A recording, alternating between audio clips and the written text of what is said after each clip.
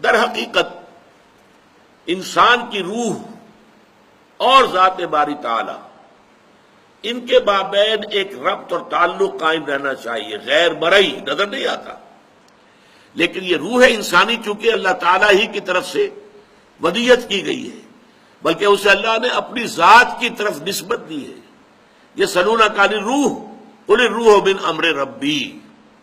تو ہر روح کا تعلق ذات باری تعالیٰ کے ساتھ ہے، جس کے لیے کہ میں سادہ سی ایک تشبیہ دیا کرتا ہوں، جیسے کہ سورج اور اس کی کرنیں،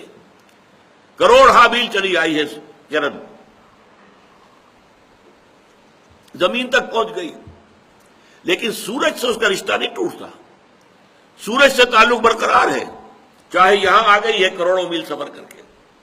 اسی طریقے سے روح انسانی کا تعلق جو ہے ذات باری تعالیٰ کے ساتھ ہے، البتہ غفلت کی وجہ سے یوں سمجھیے کہ یہ تعلق ٹھنڈا پڑ جاتا ہے، اس کے اندر وہ حرارت نہیں رہتی، وہ گرم جوشی نہیں رہتی، وہ محبت اور عشق خداوندی کی گرمی جو ہونی چاہیے۔ شاد باد ہے عشق خوش سودائے ماں، اے طبیب جملہ علت ہائے ماں، یہ مولانا روم فرما رہے ہیں کہ میرے تو تمام بیماریوں کا جو اصل طبیب ہے، معالج ہے، وہ عشق خداوندی، اللہ کی محبت۔ اور علامہ اقبال نے بھی بہت خوب کہا ہے کہ عقل و دل و نگاہ کا مرشد اولی ہے عشق، عشق نہ ہو تو شرع و دین بت قدے تصورات۔ یہ تمام جو ہے روح جو ہے وہ اللہ کی محبت ہے، جس کو کہا گیا ہے کہ والذین آمنوا اشد حبا للہ، وہ لوگ جو واقعتاً صاحب ایمان ہوتے ہیں وہ شدید ترین محبت کرتے ہیں اللہ تعالیٰ کی ذات کے ساتھ۔ یہ محبت کا رشتہ جب تک استوار نہ ہو، یہ اس میں حرارت موجود نہ ہو، تو چاہے انسان نماز بھی پڑھ رہا ہے، سب کچھ کر رہا ہے، لیکن یہ رسومات بن کر رہ جاتی، نماز و روزہ و قربانی و حج یہ سب باقی ہے، تو باقی نہیں ہے۔ اندر سے وہ شے نکل گئی، عشق کی تیغ جگردار اڑا لی کس نے؟ یہ اندر سے جب وہ عشق کی تیغ نکل گئی تو جیسا کہ کہا اقبال ہی نے کہ شوق اگر تیرا نہ ہو میری نماز کا امام، میرا قیام بھی حجاب میرا سجود بھی حجاب۔ ہو تو رہی ہے اٹھک بیٹھک، مشقت ہو رہی ہے، لیکن وہ شوق، وہ محبت، وہ اللہ تعالیٰ کی ذات کے ساتھ انس وہ اگر نہیں ہے تو ٹھیک ہے، ثواب تو ملے گا، آپ نے محنت کی ہے، آپ نے وقت نکالا ہے، آپ نے اس کے لیے جو ہے اپنی مصروفیات کو پیچھے ڈال کر اور آپ نے نماز کے لیے حاضری دی ہے، مسجد میں آئے تو ثواب ملے گا، لیکن وہ نماز کی اصل روح نہیں ہے۔ تو یہاں جو کہہ رہے ہیں حضرت لقمان اپنے بیٹے سے کہ اللہ کو پہچان لینا کافی نہیں ہے، اللہ کے ساتھ ایک مسلسل، اب جس کے لیے میں لفظ استعمال کر رہا ہوں ہاٹ لائن جو آج کل استعمال ہوتی ہے، جب تک ایک ہاٹ لائن برقرار نہیں رہے گی، اسی لیے وہ حرارت کے لیے لفظ آیا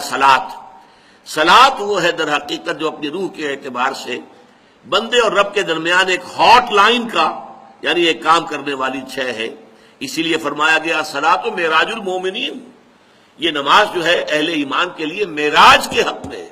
معراج کے درجے میں ہے۔ معراج میں مکالمہ ہوا تھا اور یہی مکالمہ نماز میں ہوتا ہے، میں ابھی آپ کو سنا چکا ہوں۔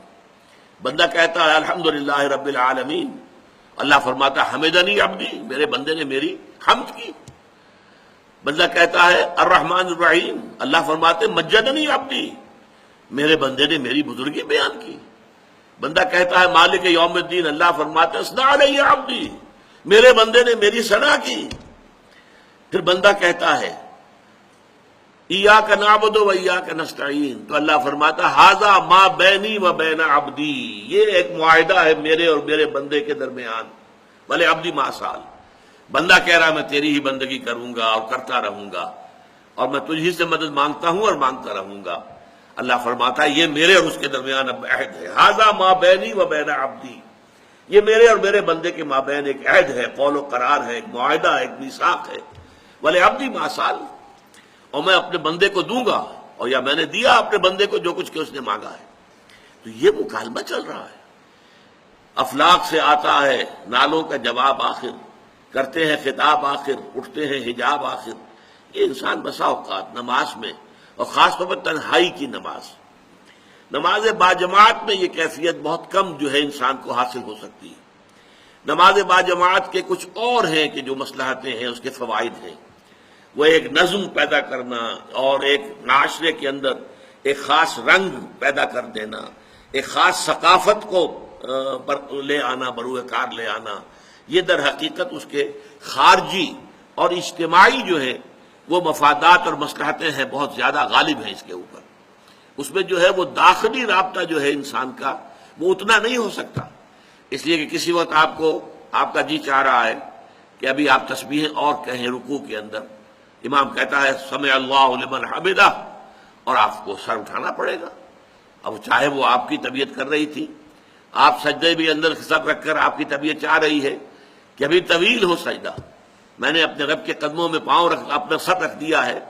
تو میرا یہ سجدہ طویل ہے، لیکن وہ تو حکم ہوگا امام کا اللہ اکبر اور آپ کو سر اٹھانا ہوگا۔ تو وہاں ڈسپلن، نظم، اجتماعیت، تنظیم، معاشرے کی ایک ثقافت، ایک خاص رنگ، یہ اس کی برکات اجتماعی جو ہیں وہ زیادہ پیش نظر ہے باجماعت نماز میں اور فرض نماز میں۔ یہ جو چیزیں جو میں گنوا رہا ہوں یہ نفلی نمازوں میں ہوتی ہیں، انفرادی، انسان اکیلا ہو، تنہا ہو،